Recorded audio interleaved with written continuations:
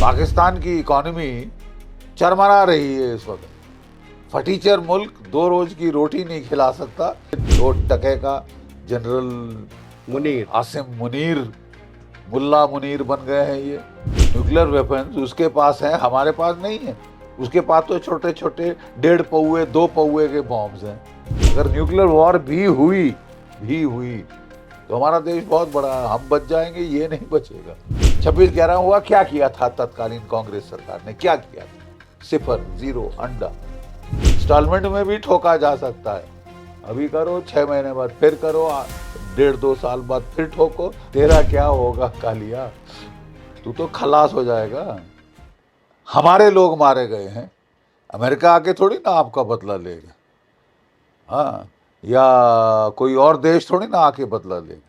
You have to avenge your people, you have to see that it doesn't happen again, कि बार बार ना हो।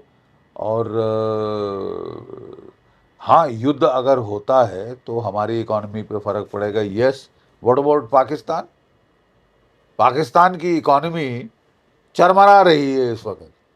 फटीचर मुल्क 2 रोज की रोटी नहीं खिला सकता अपने लोगों को, लेकिन वो जो है वो कश्मीर में उंगल करेगा, वो पंजाब में उंगल करेगा, वो बांग्लादेश में तख्ता पलट करेगा और चारों तरफ से भारत को घेरने की कोशिश करेगा। ये 2 टके का जनरल मुनीर आसिम मुनीर, मुल्ला मुनीर बन गए हैं ये। तो ये तो मतलब ये तो सहन शक्ति के बाहर है।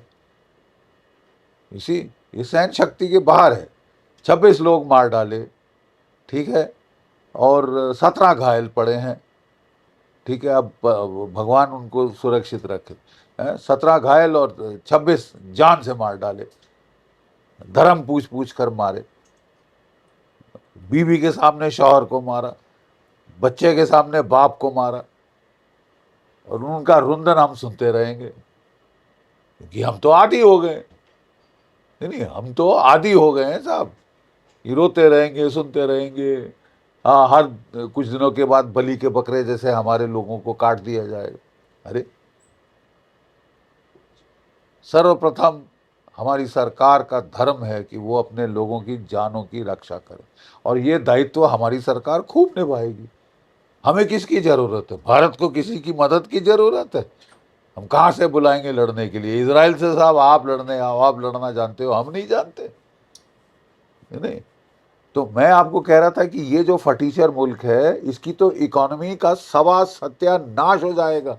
एक लिमिटेड वॉर भी हो भारत के साथ तो इकोनॉमी डूब जाएगी, गड़क हो जाएगी, जिसको बोलते हैं ना बेड़ा गर्क। ये मुल्क 1990 में रूस की इकोनॉमी खलास, और वो देश 15 टुकड़ों में बट गया। तो पाकिस्तान 15 टुकड़ों में तो नहीं बटे, 5 टुकड़ों में बटे। बलूचिस्तान, सिंधु देश, पश्तूनख्वा, पंजाब, शहरी किया। कम से कम 5 में बढ़ जाएगा जब इकोनॉमी का भट्टा बैठ जाएगा। हमको करना सिर्फ ये है कि इकोनॉमी को धक्का देना है एक छोटे युद्ध से। बड़ी जंग की जरूरत नहीं है साहब। ये लेकिन मेजर फटीचर साहब, मुल्क ये ऐसे ही डूब जाएगा। दोनों न्यूक्लियर पावर कंट्री हैं, उसके पास भी परमाणु बम की धमकी लगातार दे रहा है कि अगर आपने जल रोका तो हाँ, पानी की जगह जो है खून बहेगा, और हम जो लास्ट ऑप्शन है हाँ। वो तक इस्तेमाल करेंगे। तो क्या ऐसे भी स्थिति बन सकती है? नहीं, न्यूक्लियर उसके पास है, हमारे पास नहीं है। न्यूक्लियर वेपन्स उसके पास है, हमारे पास नहीं है। उसके पास तो छोटे छोटे 1.5 पौए 2 पौए के बॉम्ब्स हैं, यानी सब किलोटन के बॉम्ब्स हैं ज़्यादातर, राइट। हमारे पास जो है 10 किलोटन, 50 किलोटन, 100 किलोटन, मेगाटन तक के बॉम्ब। एक अग्नि 5 मल्टीपल री एंट्री व्हीकल्स के साथ, MIRV के साथ 5-6 शहर पाकिस्तान में तबाह कर सकता है। शहर कितने हैं बड़े पाकिस्तान में? उतने ही हैं। उनकी रेडियो एक्टिविटी सारे ज़मीन में फैल जाएगी। अगले 700 साल ना अनाज होगा, ना क्या कहते हैं, चावल, ना आपको पानी की ज़रूरत पड़ेगी। ठीक है साहब, ये मुल्क ख़त्म हो जाएगा बिकॉज जोग्राफिकली छोटा है।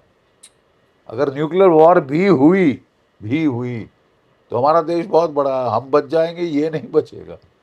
इसका अस्तित्व ख़त्म हो जाएगा, ठीक है। और जहाँ तक आपका कहना है कि पाकिस्तान एक ऐसा बहादुर देश है दुनिया में जो डरता नहीं एटम बॉम्ब से, है वो छोड़ देगा, वो तो चंगेज खान की औलाद है, चूहे की औलाद है। ठीक है, कारगिल में 3 महीने युद्ध चला। आप मुझे गिनती करके बताइए ना कितने एटम बम आपने फटते देखे दिल्ली पे या कहीं और, देखे आपने? 3 महीने युद्ध चला कि नहीं चला? तबीयत साफ हुई कि नहीं हुई इनकी? तबीयत हरी करके छोड़ी थी उस वक्त लिमिटेड वॉर में, कारगिल के अंदर कोई बम नहीं फटा। हम रशिया यूक्रेन का युद्ध देख रहे हैं, हा? जो कि 3.5 साल से चला आ रहा है, थमने का नाम नहीं ले रहा। जितना बड़ा न्यूक्लियर आर्सेनल रूस के पास है, किसी और देश के पास नहीं है। कितने एटम बॉम्ब रूस ने मारे हैं कीव के ऊपर या यूक्रेन के ऊपर? कितने? ठिंगा, जीरो, सिफर, सिफर। तो साहब ये ना, ये जो हम खुद ही को डरा डरा के मरे जा रहे हैं। क्या जरूरत है आपको इतना हर बारी एक्सक्यूज चाहिए कि कुछ नहीं करें साहब? 26/11 हुआ, क्या किया था तत्कालीन कांग्रेस सरकार ने? क्या किया था? सिफर, जीरो, अंडा। डोसियर बनाए, बड़े बड़े किलोटन के डोसियर भेजे, उन्होंने बोला साहब ये तो कहानी है। वो उनकी कोर्ट्स ने एक्सेप्ट करने से भी मना कर दिया। हद है साहब, 166 लोग मर गए, तुमने सिफर किया। Do we care for our people?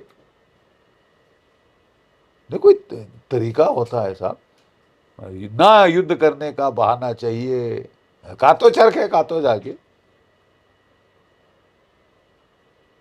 आप मोदी जी ने बिल्कुल क्लियर कर दिया है, ठीक है, 2 टूक शब्दों में मोदी जी ने कह दिया, whole of the government approach इस्तेमाल किया जा रहा है।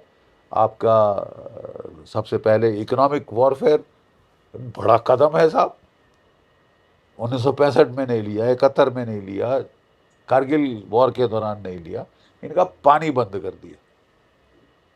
ठीक है साहब, खाओ रेत खाओ, एज इट इज़ वहाँ प्रॉब्लम हो रही है। और ये जो है ये कह रहे कि साहब ये एटम युद्ध करेंगे, ये मुंह मसूर की दाल। You know, don't look for excuses not to do anything. बहाने चाहिए सबको अपनी कायरता दिखाने के, यू नो, न्यूक्लियर बम फट जाएगा, इकोनॉमी डूब जाएगी, उसका क्या होगा? तेरा क्या होगा कालिया? मुझे गब्बर सिंह जैसे पूछना पड़ेगा, तेरा क्या होगा कालिया? तू तो खलास हो जाएगा।